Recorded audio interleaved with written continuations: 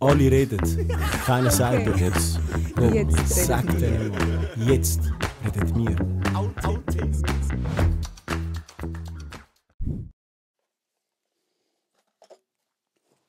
Storytime!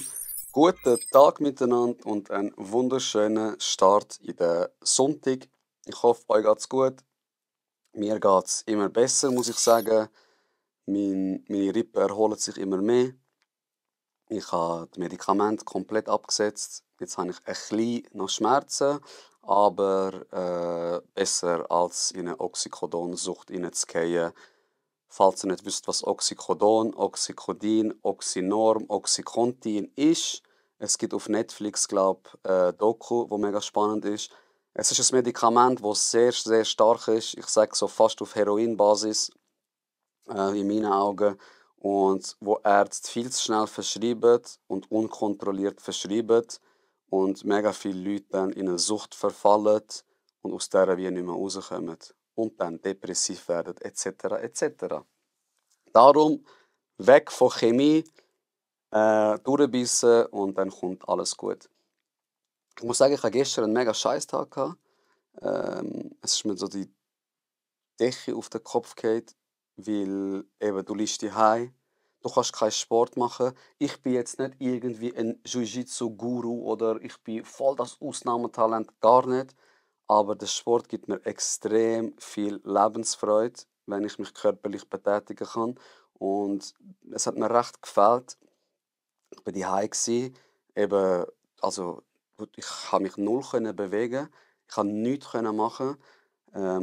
Weder spazieren noch sonst etwas ist gegangen.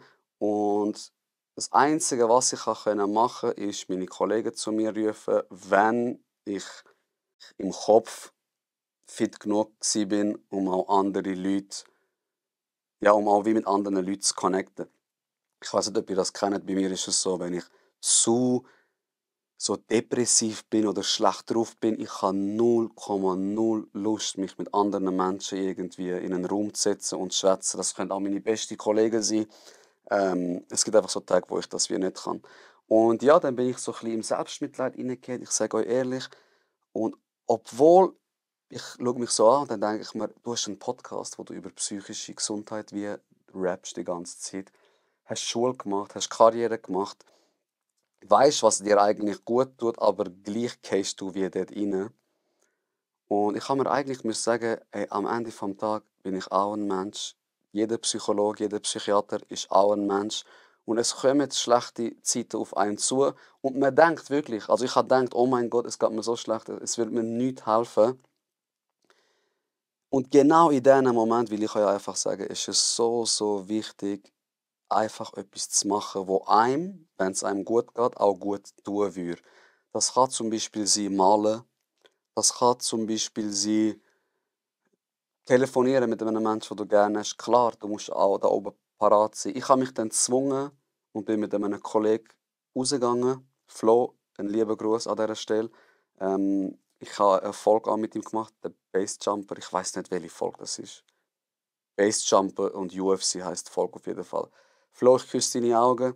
Er hat mich dann wie ein bisschen genötigt, nicht, aber so freundlich genötigt, gehen wir doch raus und laufen wir. Wir sind quasi Nachbarn, dann sind wir in ein Café gelaufen und allein, dass ich ihm erzählen konnte, was mich aktuell triggert, hat so viel mehr Luft wie weggenommen, als es eigentlich ja, braucht. Weil egal, ob ich jetzt daheim rumliege oder etwas mache, dass es mir gut geht, meine Rippen sind gebrochen, ich kann keinen Sport machen und ich bin aktuell limitiert. Also, ich weiß nicht, ich habe jetzt das Buch schon mal gezeigt. Seneca, Briefe an Lucilius. Es gibt auch andere Bücher, wie Trotzdem Ja zum Leben sagen.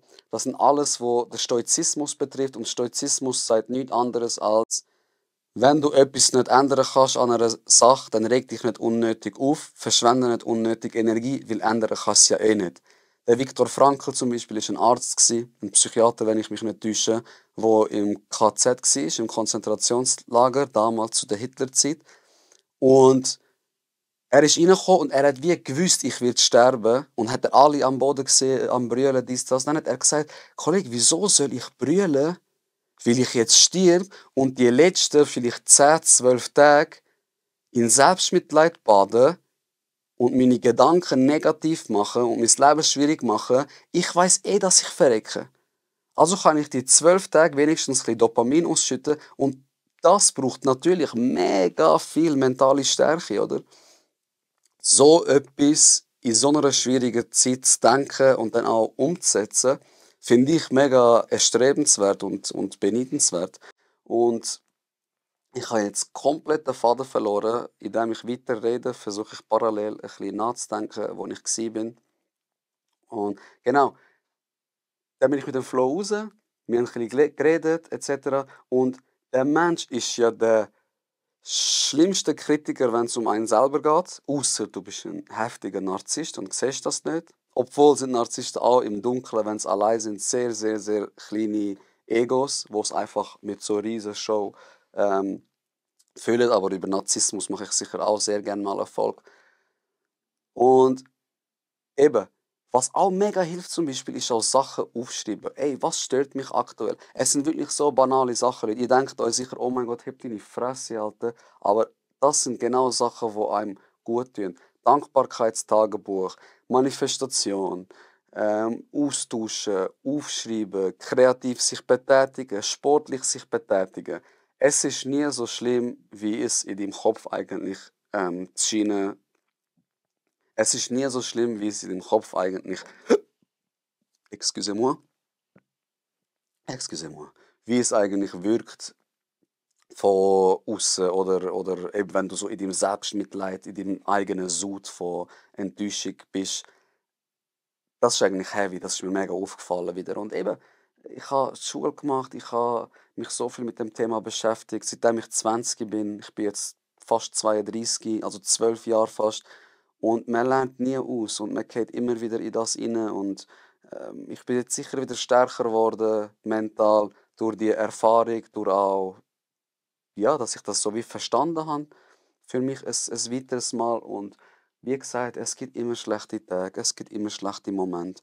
Man muss nicht an einem schlechten Tag oder an einer schlechten Episode sein ganzes Leben wie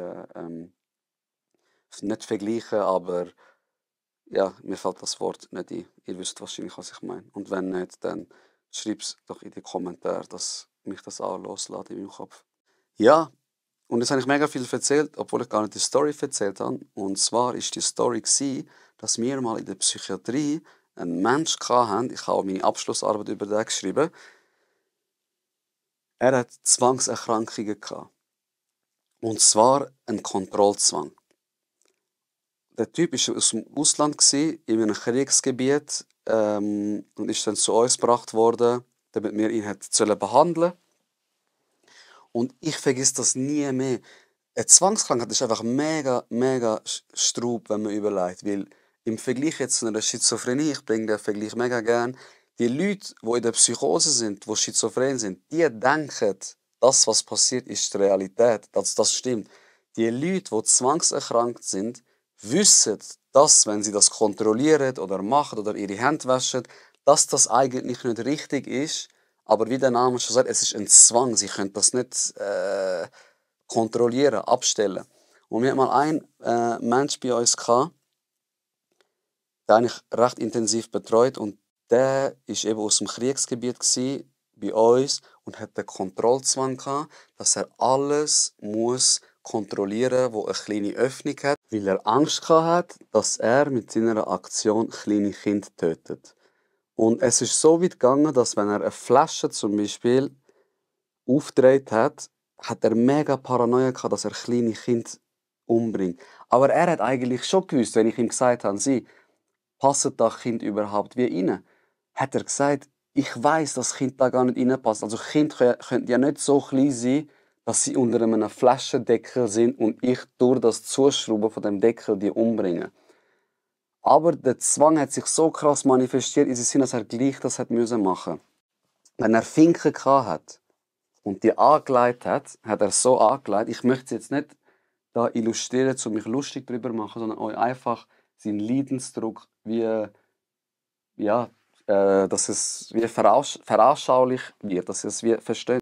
Er hat jetzt den Finken gehabt und dann hat er reingeschaut, ob da irgendwelche Kinder drin sind. Und er es anlegen. Dann hat er wieder geschaut. Und er weiß, Leute, er weiß, da passt kein Kind rein.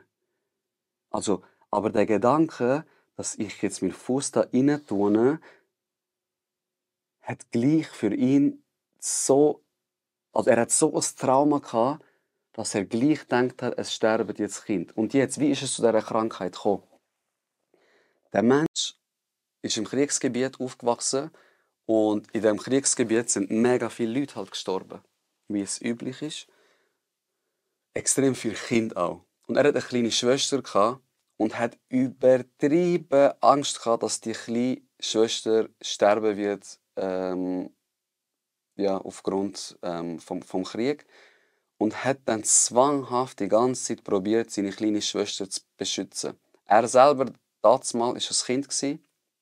Und jetzt müsst ihr euch vorstellen, dass das Trauma hat ihn so krass prägt, dass er den Kontrollzwang nie losgeworden ist eigentlich.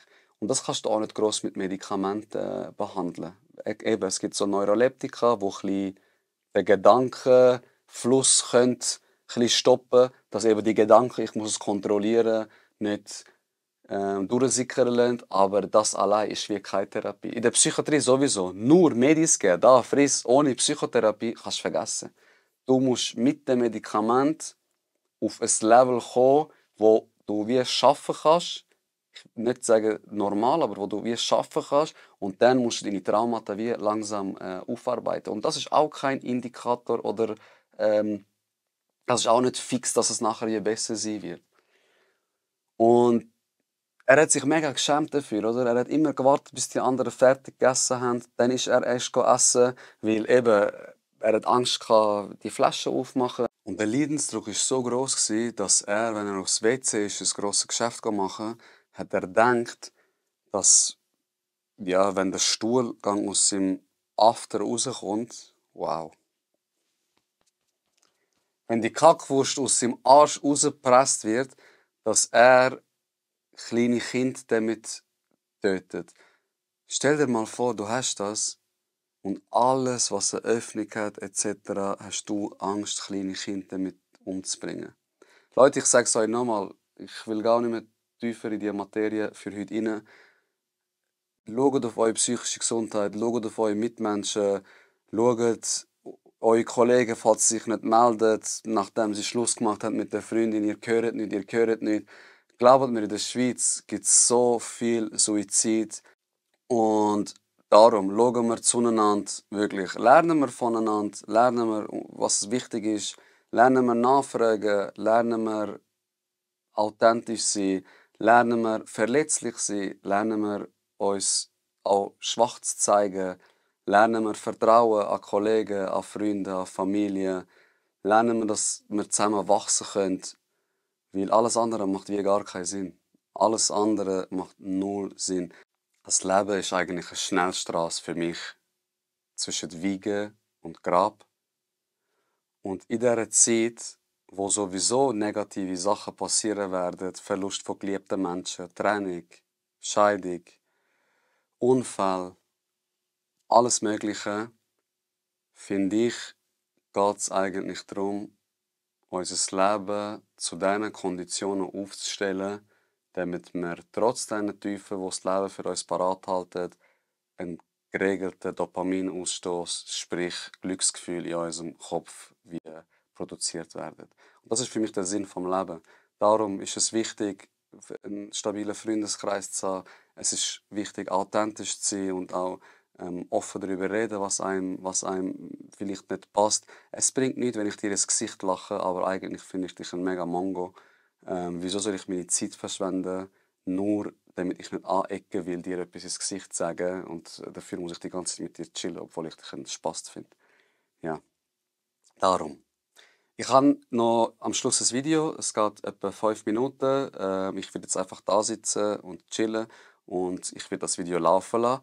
Julia Engelmann, eines Tages, Baby, werden wir alt sein. Und ich finde es eigentlich mega gut und das wird jeder mal gehört haben, darum lasse ich es jetzt laufen. Es ist schon ein bisschen älter, also 10 Jahre, vielleicht 15 Jahre. Und ja, viel Spaß beim Hören. Und ja, das sind meine Bilder neben mir, die ich gemalt habe. Falls ihr euch gefragt habt, what the fuck this is. Julia Engelmann, das Mic ist bei Ihnen, Madame.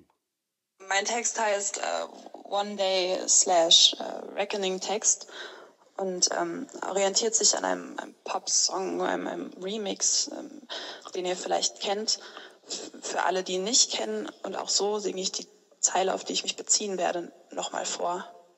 Jetzt. One day, baby, we'll be old. Oh, baby, we'll be old. And think of all the stories that we could have told. Applaus, Applaus für deine Worte. Eines Tages, Baby, werden wir alt sein. Können wir etwas machen? Macht eure Augen zu. Denkt, ihr seid an einem schönen Ort, sagt das Strand, sagt das Berge etc. Ihr seid ganz allein und hört einfach die Stimme und versucht wirklich diesen Wort, wo sie sagt, Gewicht zu geben, dass wir können es verstehen. Darum Augen zu, weil wenn du einen Sinn schliessest, sind die anderen ja vermeintlich besser. Darum, ich mache meine Augen nicht zu, nein. Oh, Baby, werden wir alt sein und an all die Geschichten denken, die wir hätten erzählen können. Ich bin der Meister der Streiche, wenn es um Selbstbetrug geht. Bin ein Kleinkind vom Feinsten, wenn ich vor Aufgaben stehe. Bin ein entschleunigtes Teilchen, kann auf keinsten was reißen. Lass mich begeistern für Leichtsinn, wenn ein anderer ihn lebt. Und ich denke zu viel nach. Ich warte zu viel ab. Ich nehme mir zu viel vor und ich mache davon zu wenig. Ich halte mich zu oft zurück. Ich zweifle alles an. Ich wäre gerne klug. Allein das ist ziemlich dämlich. Ich würde gern so vieles sagen. Aber bleibe meistens still, weil wenn ich das alles sagen würde, wäre das viel zu viel. Ich würde gern so vieles tun. Meine Liste ist so lang, aber ich werde nie alles schaffen. Also fange ich gar nicht an. Stattdessen hänge ich planlos vorm Smartphone, wartlos auf den nächsten Freitag. Ach, das mache ich später, ist die Baseline meines Alltags. Ich bin so furchtbar faul wie ein Kieselstein am Meeresgrund. Ich bin so furchtbar faul, mein Patronus ist ein Schweinehund. Mein Leben ist ein Wartezimmer. Niemand ruft mich auf. Mein Dopamin, das spare ich immer, falls ich es nochmal brauche. Und eines Tages, Baby, werde ich alt sein. Oh, Baby, werde ich alt sein und an all die Geschichten denken, die ich hätte erzählen können. Und du?